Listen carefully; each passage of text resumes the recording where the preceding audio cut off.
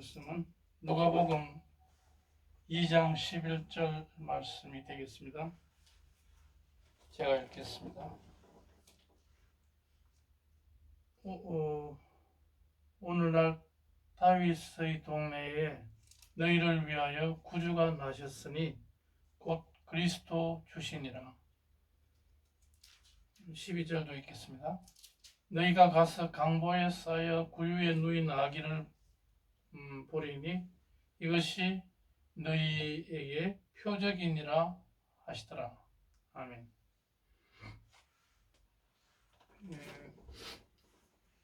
크리스마스를 맞이해서 이 누가복음에 나온 이 베들레헴에서 예수님이 나셨다는 그 소식을 천사가 목동들에게 전하는 그런 내용이 되겠습니다.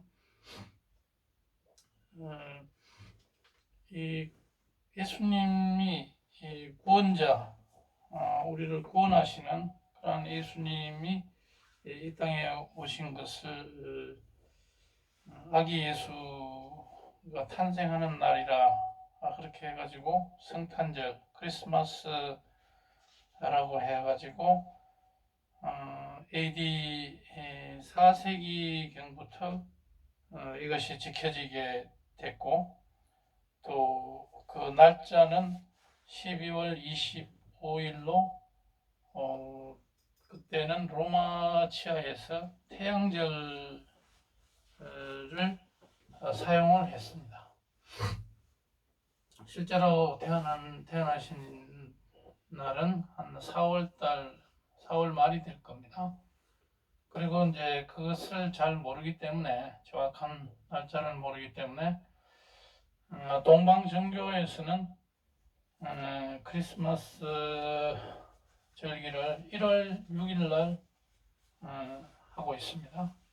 그래서 그만큼 크리스마스라는 이 절기는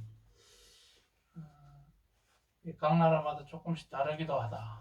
근데 이제 로마 가톨릭에서는 크리스마스를 일찌감치 12월 25일로 정했다. 개신교도 거기에 파생돼서 나온 거기 때문에 그렇게 절기를 정하고 있다. 당연히 하나님을 믿고 있는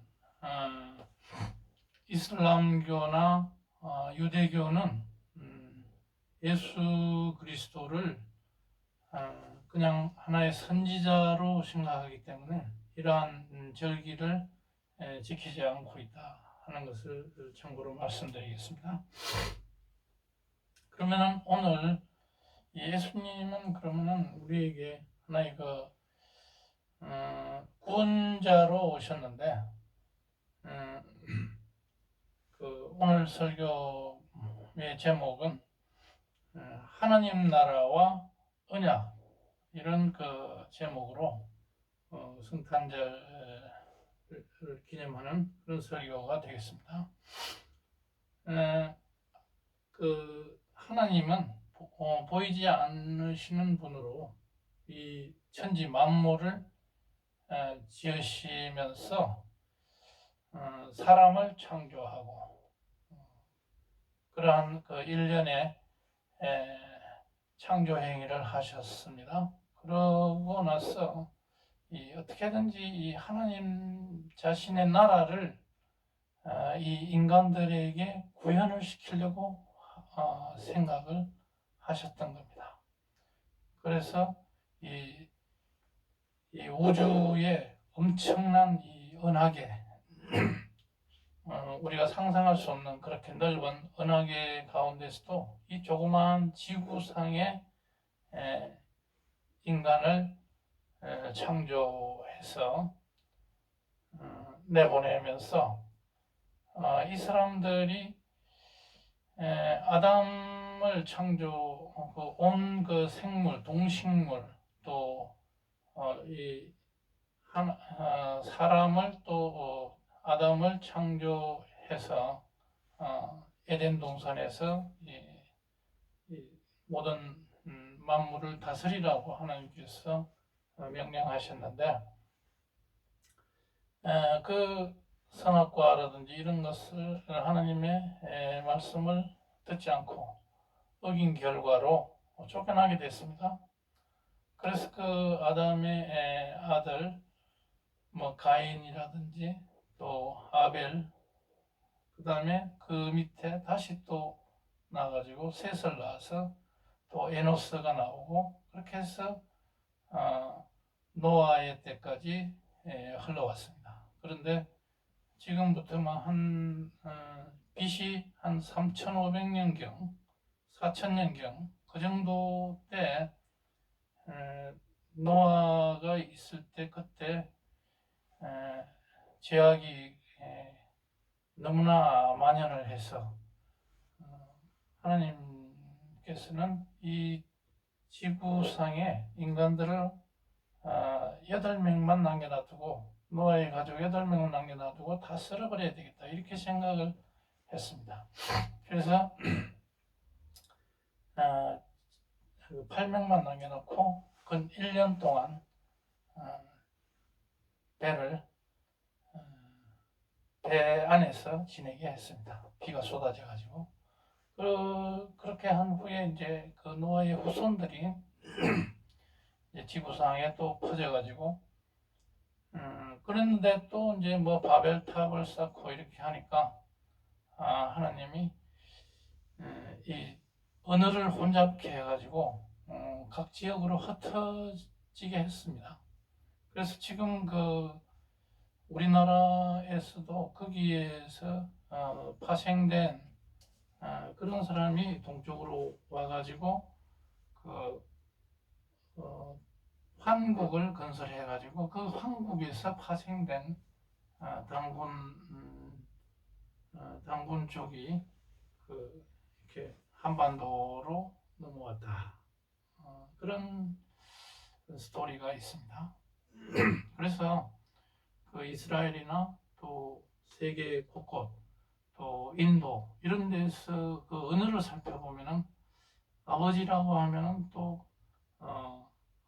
아바 뭐 이런 식으로 돼 있고, 또 어머니라고 하면 마마 뭐 이런 식으로 해서 비슷하게 됐지만은 조금씩 다릅니다. 그래서 그 언어를 혼잡시켰다는 것이 좀 흔적이 남아 있다.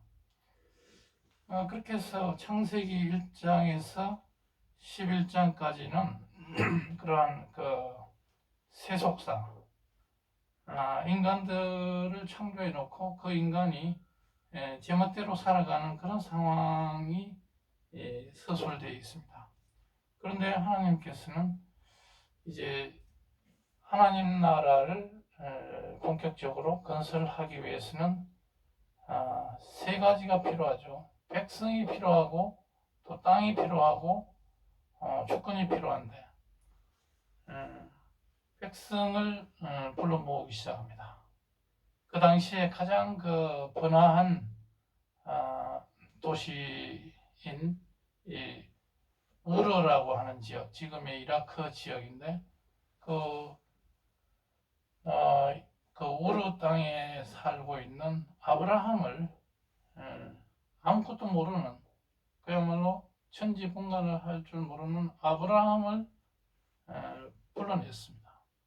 나이가 그때는 한 65세 정도 됐을 걸로 봅니다. 그렇게 해서 떠나게 했습니다. 그래가지고 하란에 도착해서 거기에 한 10년 있다가 75세에 다시 가나안으로 들어오게, 본토 친척 아비집을 떠나라 해서 창세기 22장 1절부터 창세기 50장까지는 하나님의 구원사에 해당합니다. 후속사에 해당합니다. 그때부터는 하나님의 백성, 자기 백성을 선택해서 그 씨로 말미암아 하나님 나라를 구성하는 하나님 나라 백성이 돼서 하나님 나라를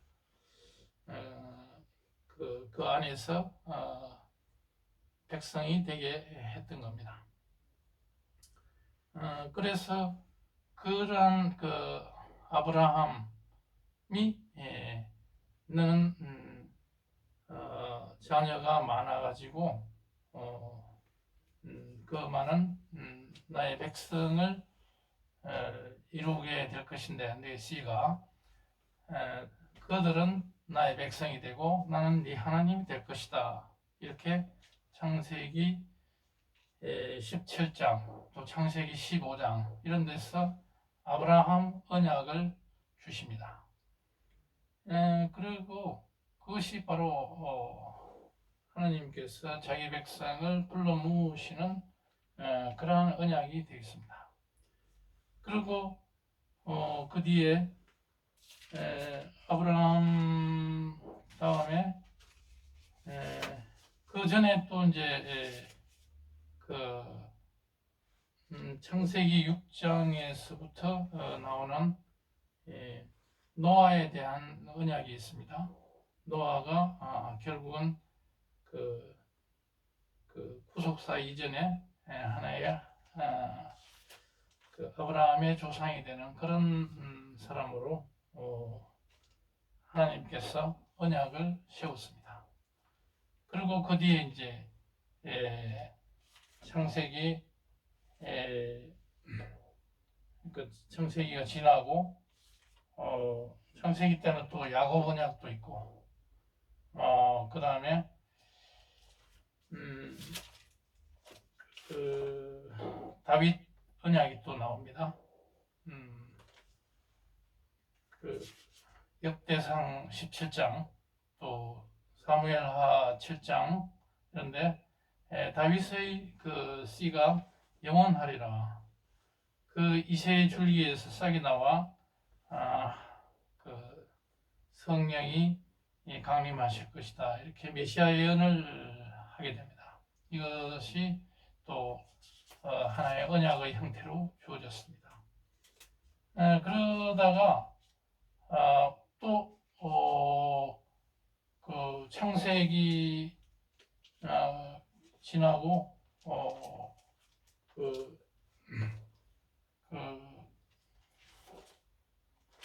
출애굽기 19장에서 또 모세와 언약을 합니다. 그래서 모세의 돌판 2개를 주면서 모세 언약을 하나님께서 세웁니다. 이 율법을 지키라. 그러면은 너희가 복을 받으리라. 이런 모세 언약 그걸 주시고 그렇게 했는데 결국은 이스라엘 백성이 그 언약을 제대로 지키지 않습니다. 그렇게 해서 이스라엘은 다른 바빌론에게 멸망을 하고 나라를 잃게 되는데, 그때 예레미야 선지자에게 하나님이 말씀하십니다. 너희에게 새 언약을 주겠다. 이 옛 언약을 잘 안 지킨다는 말입니다. 모세에게 준 이 율법을 지키지 않기 때문에 너희 마음판에 새 언약을 주시겠다. 이런 약속을 예레미야 31장 32절, 31, 2절에서 주시게 됩니다. 그래서 하나님과 이스라엘, 또 그것은 구약의 관계고, 하나님, 예수님과 또 교회, 이것은 신약에 와서 하나의 그 관계가 되겠습니다. 그래서 그 새 언약을 완성하러 오신 분이 바로 예수 그리스도시다 하는 것을 오늘 예수님이 태어나시게 되는 그런 스토리가 되겠습니다. 새 언약을 완성하는 그런 내용이 그 십자가에 돌아가시면서 이것은 내 몸이다, 내 피다, 이게 언약의 피니라 하면서 성찬식을 거행하시면서 곧 언약을 완성하게 될 그런 말씀을 하시게 됩니다. 그런 전체적인 이 구속사의 흐름을 지금까지 말씀드렸는데, 이것이 바로 하나님께서 생각하신 그 하나님 나라를 어떻게 이 백성들을 불러서 이렇게 구원사의 전개 과정을 언약으로 전부 말씀하셨기 때문에 우리는 하나님 나라와 언약이라는 그런 관계로 오늘 설교 말씀을 설교 제목을 정했습니다.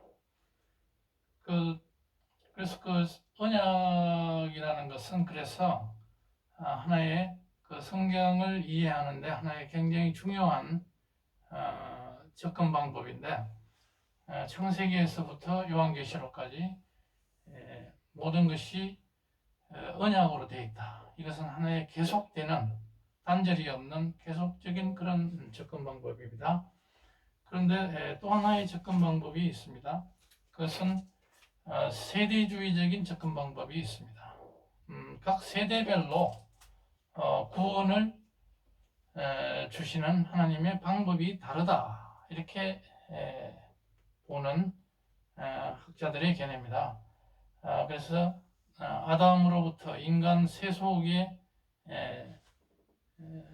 시대가 있고, 그 다음에 아브라함 이후부터 약속 시대가 전개되다가 모세 때 율법 시대, 율법이 주어지면서 율법 시대가 쭉 이어지다가 신약에 예수님이 오시고 나서 바로 은혜의 시대가 전개가 된다. 그래서 오늘날 우리는 은혜의 시대에 살고 있다, 이렇게 보시면 되겠습니다. 그래서 이것은 하나의 세대주의적인 접근인데, 이것은 미국의 주류라고 할 수 있는 침례교회의 한 70% 이상을 차지하는 침례교파들의 대체적인 시각입니다. 그래서 미국의 주류들은 거의 대부분이 세대주의를 신봉하고 있다. 존 메가더 목사나 이런 분들도 그렇고, 그런데 우리나라에서는 장로교가 주류를 형성하고 있지만, 이 구속사적인 해석을 하는 데 있어서는 언약신학을 주로 신봉하면서도 세대주의적인 시각이 많이 들어와 있다 하는 것을 참고로 말씀드립니다. 그래서 이 세대주의라는 것은 그 성경을 해석할 때 문자 그대로 해석하려고 하는 그런 접근 방법이다. 예를 들어서 14만 4천 명이 유대인으로 보고 있으면서 그 많은 숫자로 하는 상징적인 게 아니라 숫자 그대로가 이루어진다 하는 그런 그렇게 믿는 그런 접근 방법입니다. 이스라엘을 초기 그 이스라엘은 바로 교회로 대체됐다. 하나의 그 대체 신학으로 우리는 대체로 서유럽에서 또 로마 가톨릭 이런 데서는 그것을 대체 신학을 많이 믿고 있는데, 이스라엘은 바로 교회로 대체됐다. 더 이상 이제 이스라엘은 잊어버리자, 이런 것이 대체 신학이면서 가톨릭의 근간이 되고 있는데, 또 천년왕국, 계시록 20장에 나오는 이 천년왕국도 그 문자 그대로 천년왕국이 예수님이 감람산에 내려오셔가지고 천년왕국을 문자 그대로 천년을 통치하시겠다, 이런 생각을 하는데, 우리 언약 신학에서는 대체로 상징적인 충만한 수, 그렇게 보고 있습니다. 또 이 세대주의 신학에서는 천년설을 대체로 지지하고 있습니다. 왜냐하면 천년왕국 이전에 예수님이 오셔가지고 예수님이 공중 재림 7년간 대환란 가운데 이런 진정한 예수님의 지상 재림이 있다 이렇게 생각하면서 이 사람들은 백투 예루살렘, 예루살렘이나 이스라엘이 굉장히 중요한 우리가 이 언약 신학에서 통상 개혁주의 신학에서는 이 교회를 영적인 이스라엘로 보는 반면에 이 사람들은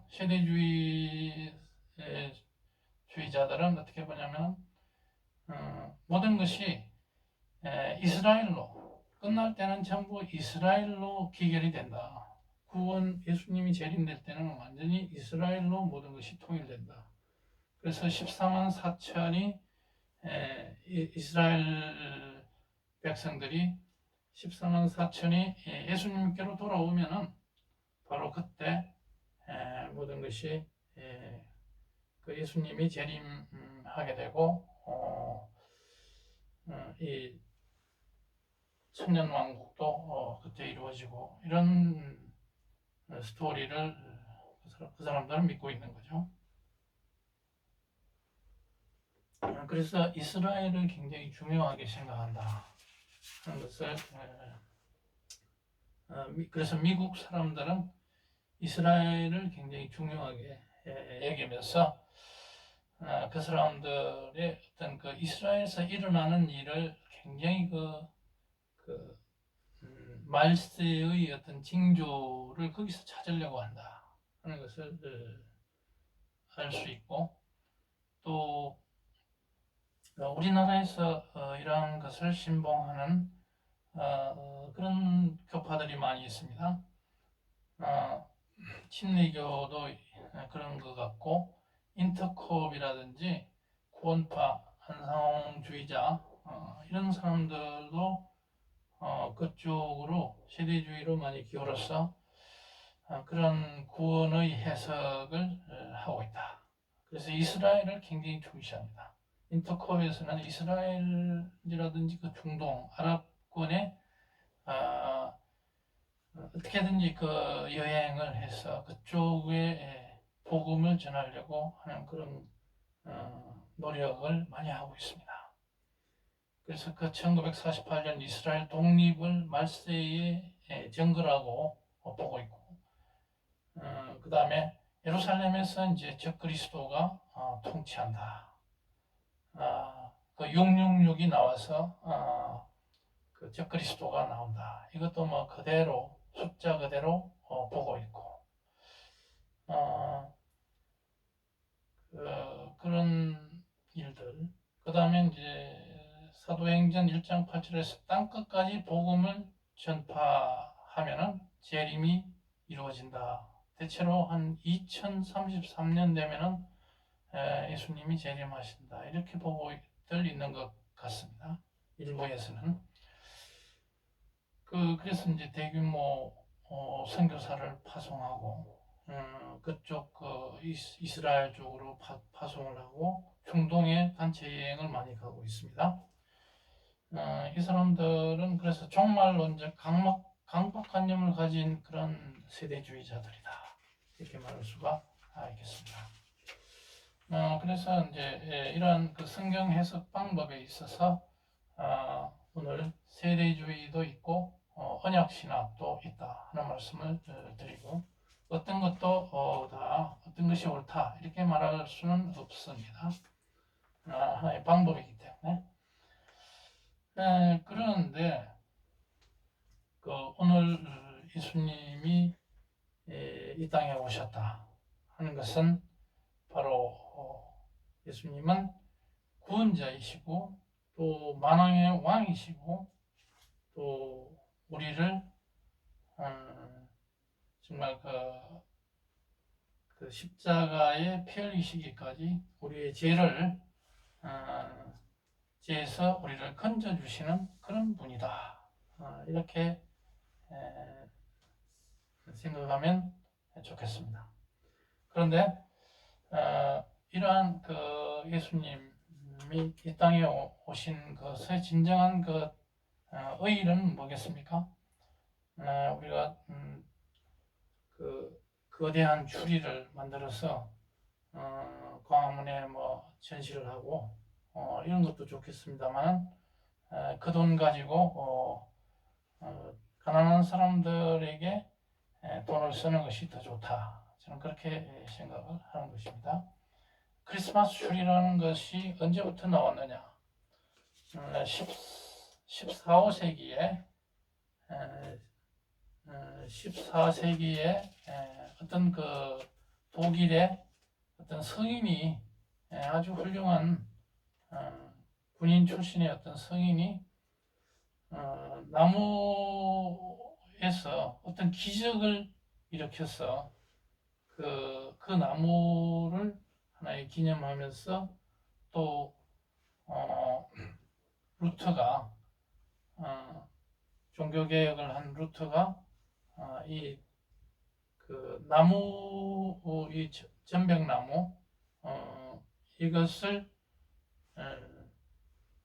굉장히 좋은 개념으로 받아들여 가지고 이것을 추리를 중시하는 그런 일이 있었고, 그 뒤로 이것이 영국 왕실로 넘어가가지고 그때부터 본격적으로 크리스마스 추리가 유행을 했다.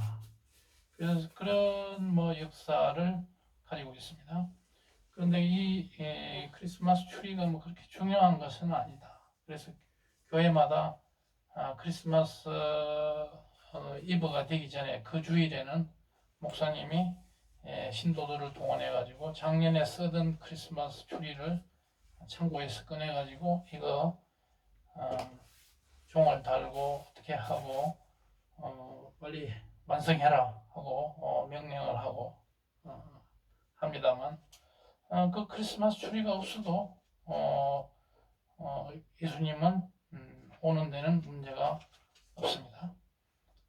이런 뜰 거 없이 이 예수님의 진정한 아기 예수가 오심을 기리려고 한다면 어떻게 하면 되겠습니까? 우리가 대형 교회든지 소형 교회든지 저출산 고령화를 해결하는 고아원이라든지 보호소 이런 베이비박스 이런 데 돈을 보내고 또 대안학교를 도와야 됩니다.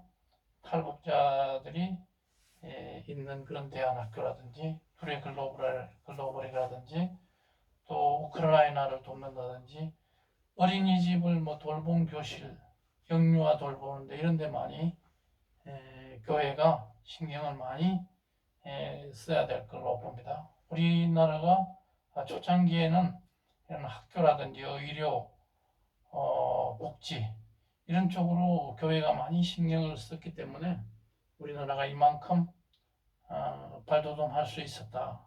이런 이야기가 있습니다. 또 강원도에 수도원을 했던 대천덕이라는 분이 있습니다. 그분은 신부인데 한국에서 가장 우리나라가 하나님의 복을 받을 수 있는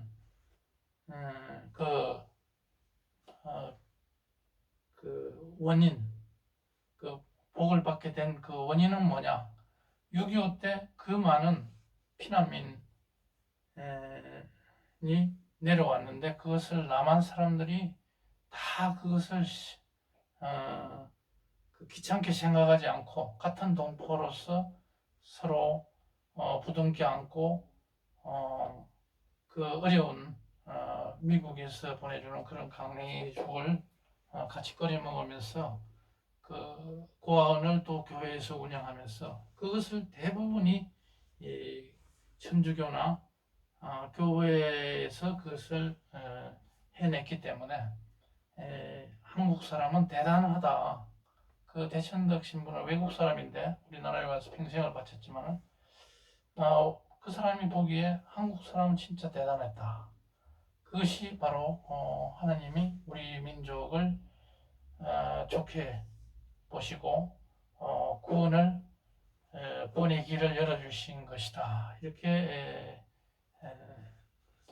그 하나의 그 설명을 했다고 합니다만은, 그것처럼 오늘날도 우리는 서로 적대하면서 서로가 내부적으로 싸우는 이런 일이 없고, 서로 감싸주는 이런 내부적인 그런 일이 있어야 되겠습니다. 서로 견해가 다르다 해서 상대방을 낭떠러지로 밀어낸다든지 그렇게 하지 말고 서로 도와야 되겠고, 그 다음에 탈북자들을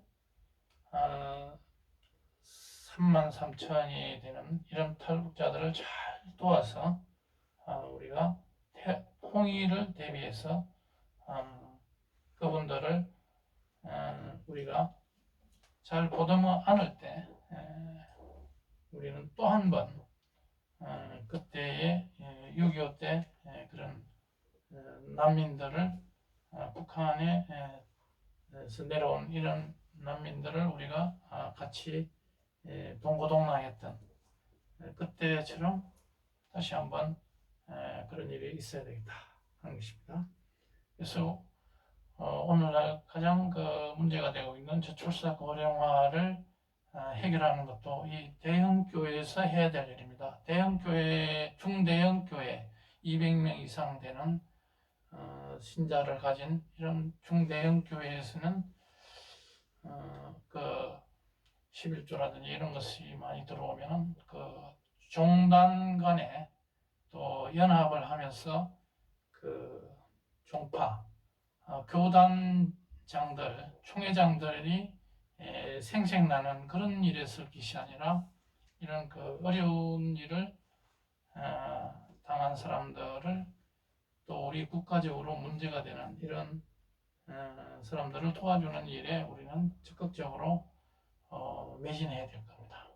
또 개척교회라든지 동네교회, 조그마한 교회는 그 가가호호 독거노인이라든지 혼자 사는 사람들, 이런 사람들을 방문해서 고독사하는 그런 거를 방지하고 소외된 사람을 발굴하고 그렇게 해야 되겠고, 또 이 대형 교회는 이 소형 교회에서 하기 어려운 그러한 사업, 학교라든지 대안학교, 또 이 각종 보호소에서 신흥하는 이런 고아들, 이런 사람들을 우리는 적극적으로 대형 교회에서 해야 되겠습니다.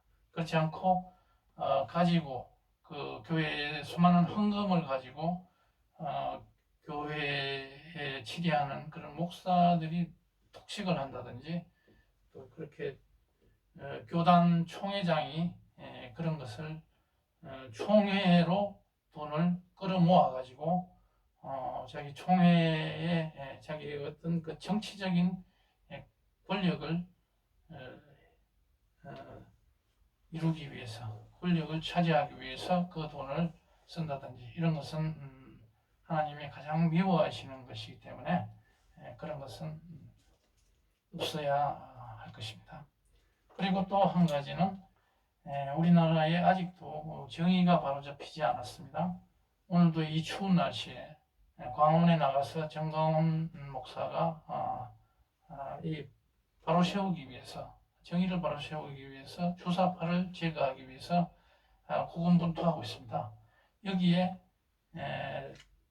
30만 명이 되는 이 목사들은 자기 모든 것을 동원해서 도와주어서 이 정의가 바로 서는 그런 대한민국이 될 수 있도록 총력을 경주해야 될 것입니다. 이것을 위해서 다 같이 기도하는 이러한 그 성탄절이 됐으면 좋겠습니다. 다 같이 기도하시겠습니다.